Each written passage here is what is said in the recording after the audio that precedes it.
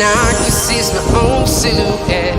I'm getting stronger, step by step. The clock is ticking, but there's no time for me. I've been flying from town to town, from London to Taiwan. I've been all around the globe, trying to protect your soul. We are heroes tonight. We will fly above the sky. We are heroes tonight.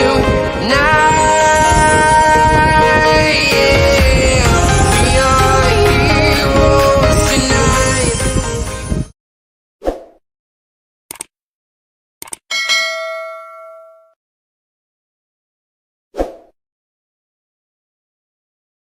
Kasi bawal sa Taiwan ang mag-hire ng isang migrant doon na domestic worker kung hindi kailangan. Pero ang pangangailangan, mostly na pinapayagan lang ng Taiwan government ay mag-alaga ng matatanda.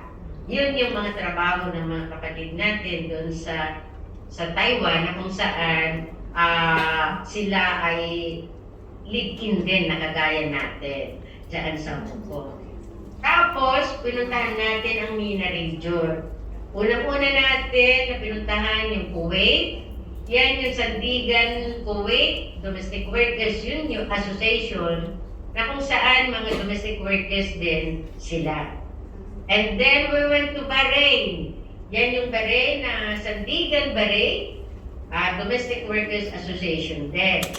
At ang last na pinuntahan natin ay ang Jordan. Yun yung FIFA. Filipino Association, ito na federation. Iba't ibang organization ng Pilipino, nagsama-sama, 8 asosasyon din ito, nagsama-sama, kaya naging FIFA siya, Federation of Filipinos. Kaya yan yung 8 country kung nasaan ang Pinay affiliate. Sila yung bumubuo nito. Kaya meron din kaming pag-uusap every month, twice, naandyan yung lahat ng ICSICOM, na kung saan ang lahat ng ICSICOM kasi ang pinakamataas na decision making. Hindi kagaya ng parang ganito sa atin sa PLU, ang pinakamataas na decision making ay yung EGM membership. Dito, ang pinakamataas ay yung membership din, pero ang magde-decide ng lahat ng gagawin ay yung General Council. May nakalagay kasi na General Council. Yung General Council, yan yung taga-desisyon ng lahat. Bago pa ang ICSICOM. Ang ICSICOM ay monitoring lang yan. Walang silbi ang ICSICOM dito. Hindi kagaya dyan na siya talaga ang nag-implement, nag-monitor, nag-see to it, na lahat ng programa ay nagagawa ng PLU. Dito, kami lang yung parang taga-recommend kung anong dapat gawin. Ayun, parang kami yung mga sekretariat, kumbaga. Kami yung inuutosan, ano na siya sa ganito, kami inuutosan na pumunta sa DMW, sa mga government to represent. Pero, wala kaming decision power. Nasa General Council. At ang General Council, lahat ng affiliates ng Pinay, yung ICSICOM nito, yun ang magkakasama. Ganon yung structure ng Pinay. Kaya, meron din tayong pag-uusap later on. I'm planning to go to Hong Kong kasi kailangan makita rin natin kasi annually, kailangan namumonitor yung lahat ng 8 country na ito para malaman ano na yung mga kailangan ng mga affiliates ng Pinay. Yun. Pero, anytime, pwedeng may mga problema kayo, kagaya ng ginagawa natin ngayon, na pumupunta sila sa opisina, yung mga kamag-anak para matulungan yung mga nangangailangan ng tulong ng OFW. Yun po, madam. Kung pwede pa naman tayo mag-usap ng mas maliwanag para may paliwanag. Anong programa nito? Anong objective nito? Parang ganun. Pero isa lang ang objective natin sa Pinay. Empowerment, education, and organizing. Pero objective natin, may power lahat tayo na malaman natin lahat ng mga karapatan natin para mabago natin ang sitwasyon natin. Yun, mga kapatid. Salamat. Thank you po, Chair ng Pinay, Financial Estrada. So I think we have to start because madami na tayo. So let us start by the opening prayer by Sister Mariana.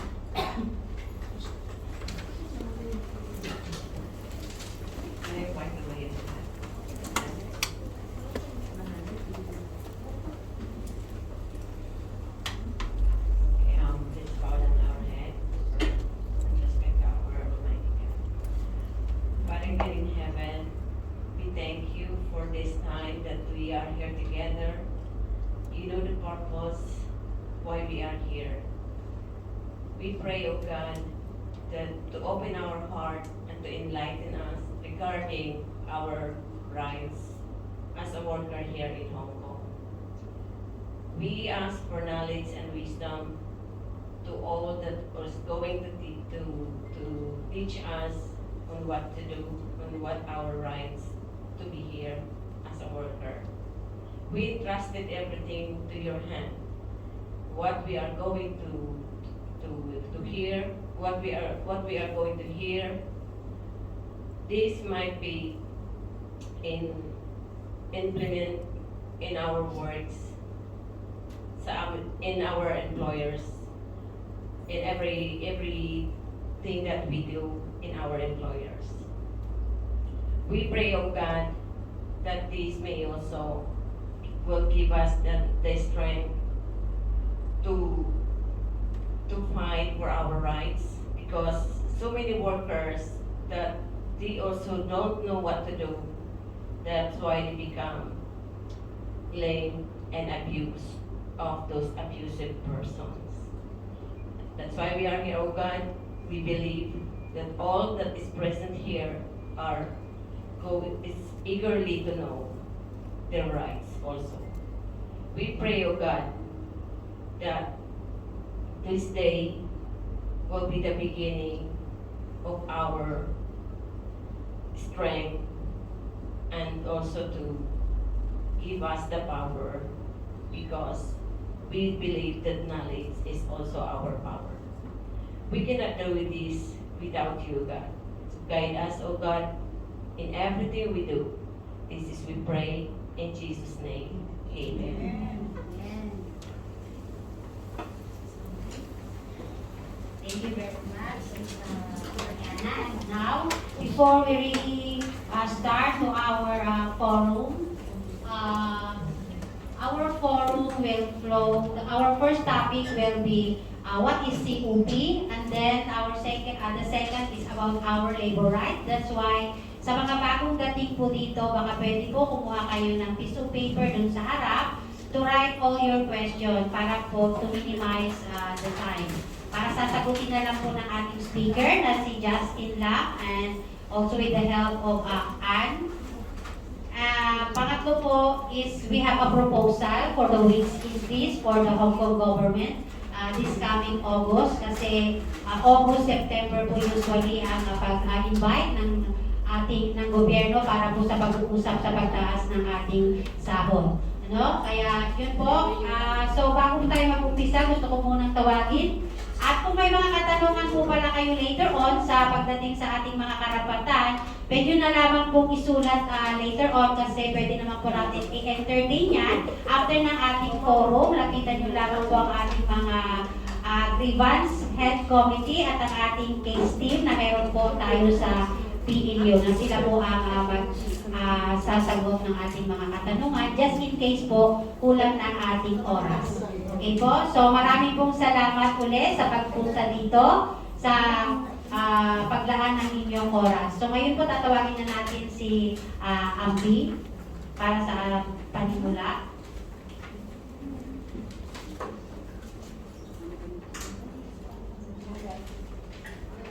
Magandang umaga po sa lahat. Bago po lahat, ano po ba ang ating pinaka-goal sa araw na ito? Or team po natin?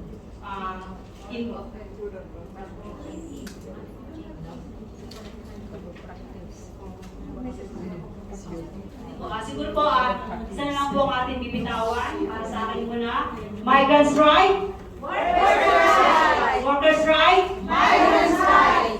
Okay. Sige po, umpisa na po natin. Let us introduce our speaker for today. We have a two talented speaker. First is the person with a huge of heart to share her knowledge and wholeheartedly to the migrant domestic workers. You can also rely on her for because she's very accommodating. Everyone, let me allow to introduce our first speaker. She's a formerly head and staff of Justice Without Borders, JWB. No other than to Miss Justine Lam.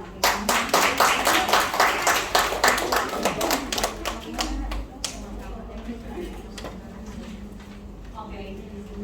Yes, the second one is PAGU coordinator.